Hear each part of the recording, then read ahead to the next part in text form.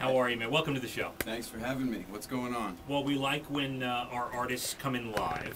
That's good. It's good, right? We get to find out if you can really sing and play and stuff, which I hear, you know, your record company talks very highly of you, considering you had a couple of top 10 singles. But this is the first time we've had you live in studio. It's some pressure, I know. I'll try to perform. You were with us, I think it was '04, as I looked at Tommy from Epic. '04, you were at a place that doesn't exist here anymore, the Downtown. You did a listener concert for us about 5 years ago. And you were rocking the world, Collide, and it's been a while, man. You've just been on tour, you know, for the last 5 years. You've been writing, locked up in a room somewhere. What's going on? It's been crazy. It's been craziness. The new record is out September 8th. It's called Sound the Alarm. We actually recorded 4 or 5 records, I think, and all in all, to get the final product. So it was a lot. It was a little maybe overthought, but I mean that in a good way. Well, I've heard the single that you're going to play. You play a couple songs, your big hit Collide and Be There, which I've heard prior to you coming in. It's a fantastic song, man. Thank you. Right out of the box, I think you're going to have another big hit. Where did the writing come from? Where does the inspiration come from to write a song like that we're going to hear? All different places. The thing I like about Be There in particular is, you know, Collide was kind of the ballad, love song, wedding song type song. Which it was. Our program director, right. It was his wedding song, I was telling you. I heard. That's why I mentioned it. He's got your plaque up in his office. He bows to it before he leaves. Well, that's I guess that's good. But yeah, just having a song that's a bit more up tempo and kind of, you know, summery, cheery, happy, up tempo kind of song to kind of round it out. Because a lot of people do come up and they say, "Oh, hey Howie, I love your song," and it's like, well, I have other ones, but so this will be good, I think. And you know, as far as the inspiration, all different places. You know, it's kind of a cliche answer, but I think relationships seem to be a common theme with not only my music, but everyone's. Even Beethoven probably wrote about something like going on, I don't know, some girl or something. Yeah, so that's where it comes from. And then from there, it was just trying to get a good variety of tempos, feelings, emotions, and, you know, try to express what I was going through, and at the same time, hopefully people relate with it. Yeah, what's it like? You're talking about the song "Be There," which we're going to hear.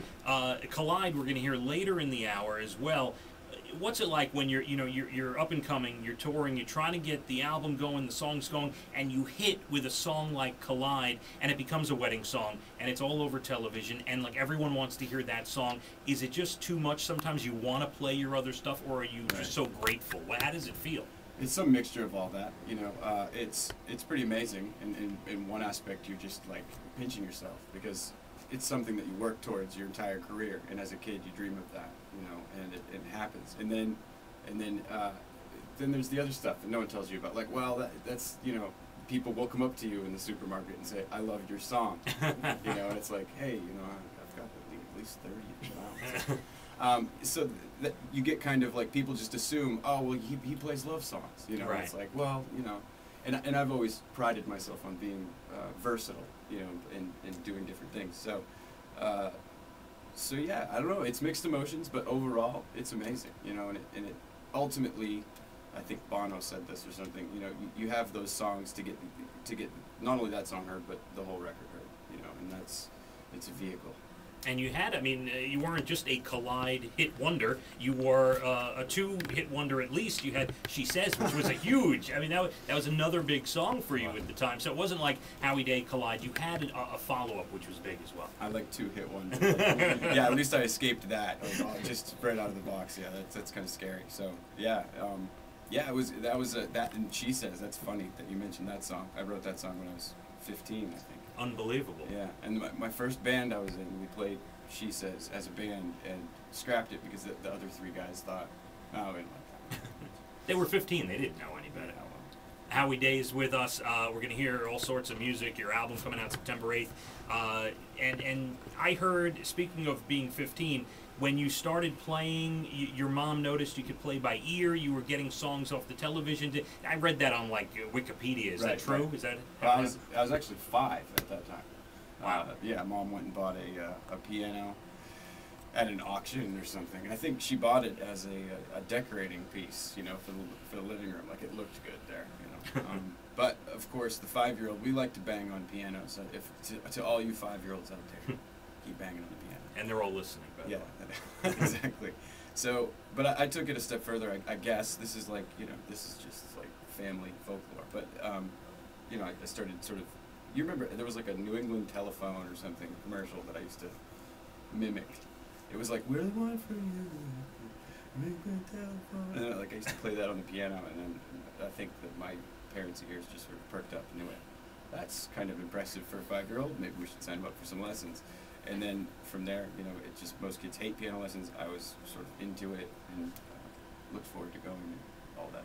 Hey, you're nerdy stuff. You're from up there, right? You're from Maine, right? So you're right. That's why you hear the New England commercials. New England telephone. I don't even know if that exists anymore. It probably doesn't. What goes on in Bangor, Maine when you're a kid? What goes on when you're an adult? Not much. Yeah, I mean, I guess as far as, you know, pursuing a music career, being from Bangor, Maine, the biggest advantage was the University of Maine is in Orno, so it's right there. And that was kind of where I started. It was just playing in the bars and clubs and frat parties up there, you know, and because college kids, they're hip to music, and they're from other places and whatever, so that was a good kind of start. 94.3 WMJC, Howie Day still with us, and in preparation for all my interviews, I go on imdb.com, I go on Wikipedia, and I try to find your webpage, which is howieday.com. And you have you know, your whole bio up there, and you can hear the songs and stuff. And we're waiting for the tour dates to be posted up there as well. How much input do you have on where you play? Do you say, I want to play these cities, or somebody's doing that for you? Somebody's doing it for me. So that's the short answer. But yeah, as far as announcing dates and stuff like that, we're sort of the opener for this tour. So we kind of have to wait and kind of do things the way they want to do it. That said, I think, from what I hear, this is just rumor, but I think that I'm doing a longer set than you'd normally see an opening act do. So it's going to be, you know, it'll be a night of music. And you're going to have, how many people, how many band members do you have with you? I don't know yet. Oh, this is all like fly by the seat of my pants. Like, I'll probably decide like 2 nights before, be booking flights, and people will be flying in all over the place. Are you that kind of guy? You just sometimes roll with it? Pretty much. Album names are a little strange. I mean, sometimes they go down in history as, oh my God, that was the greatest name of an album ever. So what are you, laying in bed at night? You sound the alarm is the name. Where does that stem from?